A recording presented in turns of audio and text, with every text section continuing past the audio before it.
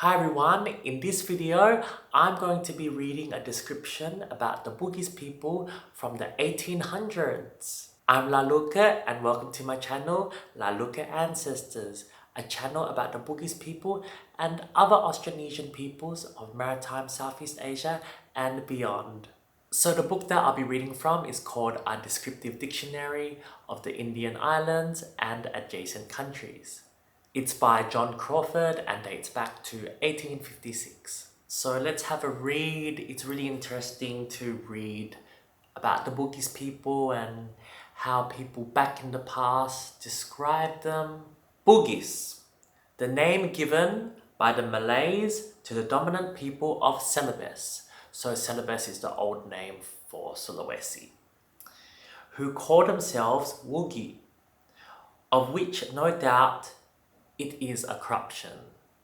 So the Bugis people call themselves To'ogi or To'ugi depending on the dialect, but here they write Wugi, so they didn't have internet back then, so fair enough. The native country of the Bugis is the southwestern limb of Celebes. The Makassar or Mangkasara nation, occupying the most southerly part of this peninsula, borders the Bugis to the south and the Mandar nation to the north. I'm reading this online and thank you to the Cornell Library Digital Collection so I can actually read this. Oh look, my cat decided to join!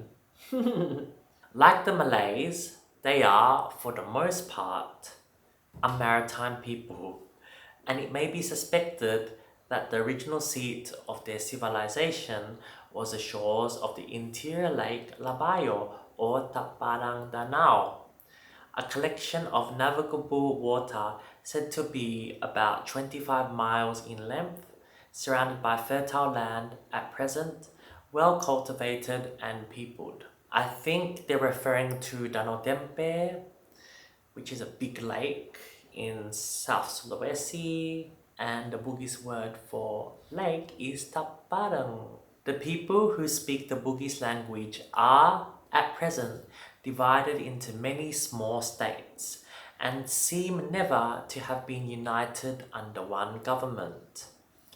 Several of these little states are united into confederations for general purposes. Each state is under the government of its own prince, elected by the chiefs of the tribe from the members of a family in which the office is hereditary, and women are not excluded from the choice.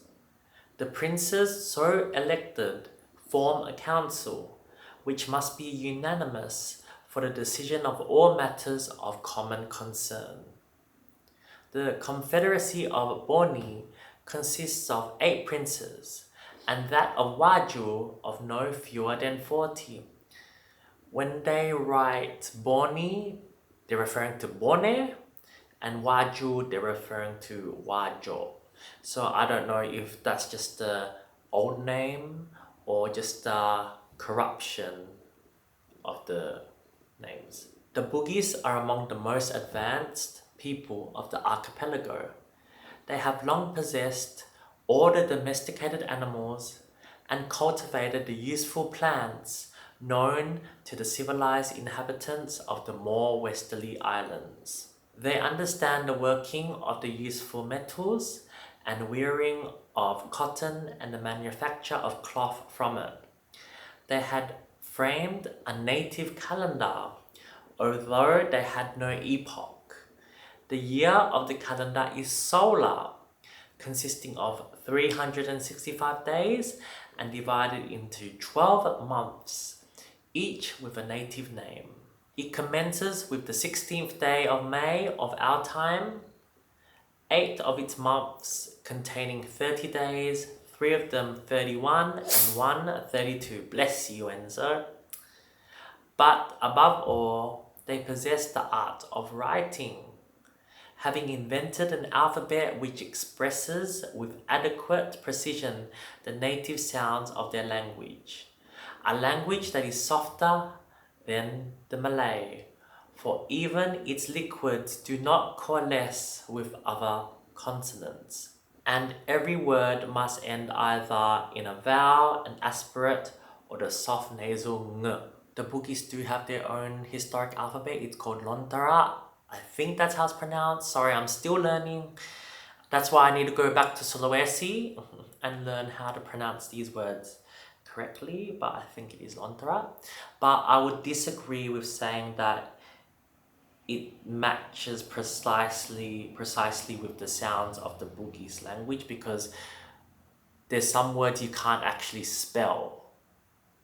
Maybe I'll talk about this in a future video. The Bugis, to judge by their language, would seem to have indebted, is that how you pronounce it?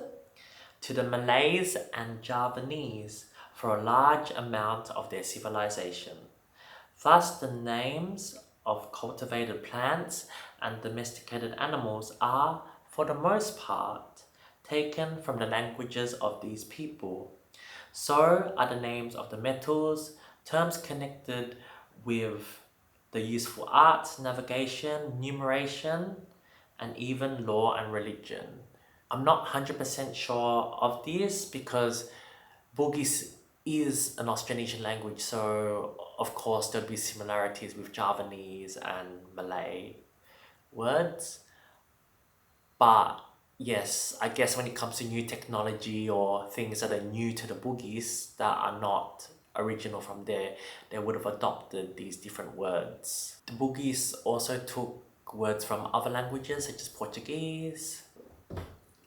It is remarkable that the Bugis, now the most enterprising of all the native tribes of the archipelago, are never mentioned by the earlier European writers. Thus Barbarossa, who describes the Javanese, the natives of the Coromandel coast, and the Chinese whom he met at Malacca, never alludes to the Bugis, who, had they existed there in his time, could hardly have failed to attract his attention, were it only for the peculiar build of their vessels. Their Barros' enumeration of the people trading to Malacca is even more full than that of Barbarossa, for he adds to his list the Peruvians and the Japanese. I don't know the Peruvians, but he makes no allusion to the Bugis. The inference is that the people were unknown as traders in the beginning of the 16th century, and that the commercial enterprise by which they are now distinguished is of comparatively recent origin. And that's true because the Bugis kind of didn't start mass migrating out of Sulawesi until the 1600s, so around like 1669 roughly onwards.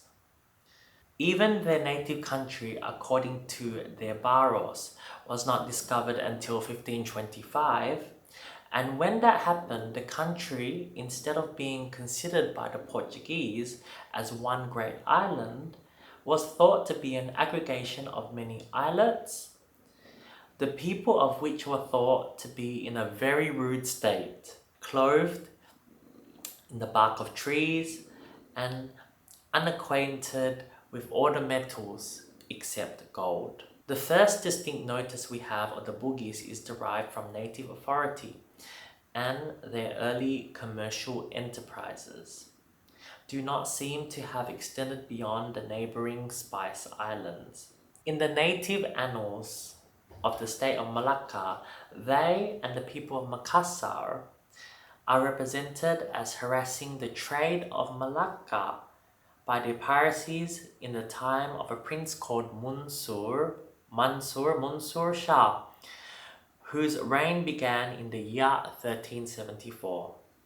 Even the name of the piratical leader crying Samarlak is given, which proves, however, that he was not Bugis, but of the Makassar nation, which had acquired notoriety before it. So the ruler of Makassar was called the Karaing. No traces whatever of the Hindu religion in the shape of temples, images, or inscriptions such as exist in Java and Sumatra have been discovered in the country of the Bugis or in any other part of Celebes. That's true because Java and Sumatra were more heavily influenced by what is now India, but Sulawesi kind of did its own thing. Like, yeah, there would have been maybe some kind of link, but it's definitely not as strong as in Java and Sumatra, by far. Their language, however, shows that the people speaking it had been slightly tinctured with Hinduism, but no more. It contains a considerable number of theological terms, palpably enough Sanskrit, but identical with those contained in the Malay and Javanese, and obviously introduced with other words of these languages. Of all the most advanced nations of the archipelago, the Bugis were the latest converts to Mohammedanism. So they're referring to Islam. Even the Makassar nation, although in this respect in advance of them, did not adopt it until as late as 1605, or 94 years after the arrival of the Portuguese, and even a few years subsequent to that of the Dutch and English. It was this people at the time the most potent in Celebes, that by force of arms enforced the Mohammedan religion on the Bugis about the year 1640. It was probably the adoption of the new religion that moved the Bugis, as it did the Arabs, although in a different direction, to action, and which in the sequel has made them what they now are. At once the bravest men and the most enterprising merchants and navigators of the archipelago. The enterprising character of the Bugis belongs more especially to the tribes which go under the common name of Waju, so Wajo. The trade of this people extends at present to every country of the archipelago, from Sumatra to New Guinea. And it is true, a lot of the Bugis people that migrated out of Sulawesi were from Wajo. They are in fact the carriers of the internal trade, and now what the Malays and Javanese were on the arrival of Europeans. The exports from the eastern ports of the archipelago to the western are chiefly composed of cotton fabrics of their own manufacture, of gold dust, halluthorion, I don't know what that is, esculent roots, tortoiseshell, pearl shells, rice from Java, and barley, and of late years, tobacco and coffee. From the European emporia, they take back to be distributed far and wide. The produce and manufactures of Europe and India. The Bugis are not only traders, but also settlers in many of the countries with which they carry on trade. The largest number of such settlers are probably on the western and especially the eastern coast of Borneo, on the strait which divides the island from their own country. On the large rivers of Pasir and Choti, there is supposed to be about 1,600 families of them, in a state nearly independent of the Malay princes. The Waju Bugis have also established themselves in the territories of Mandar and Kaili in their own island, and the Bugis of Borneo formed a colony in the little island of Bonirati between Celebes and Flores.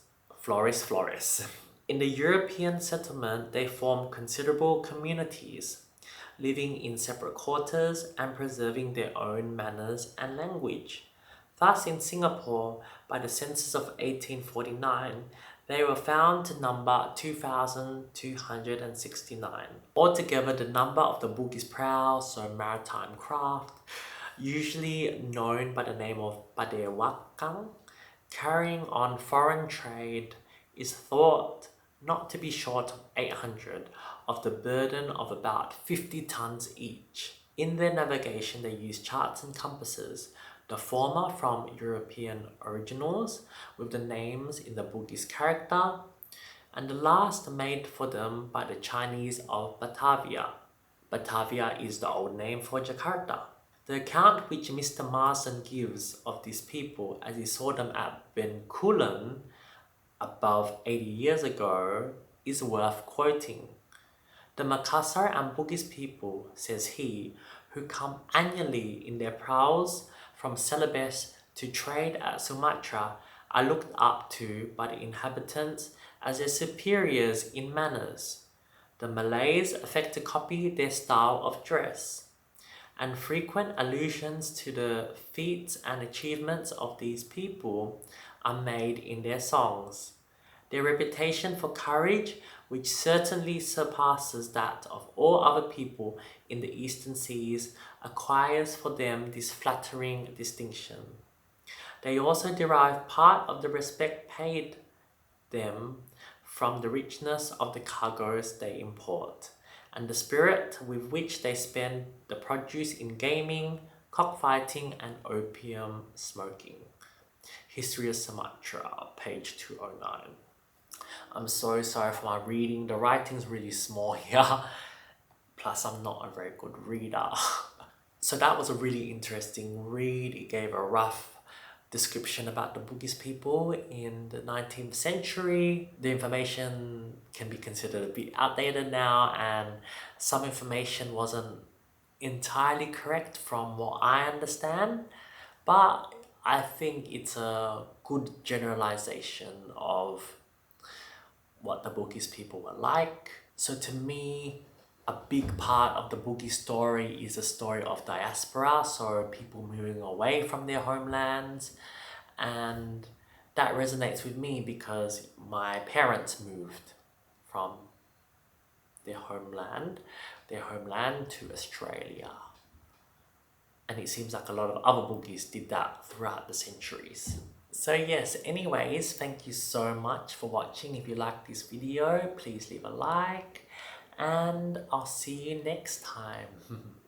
Bye!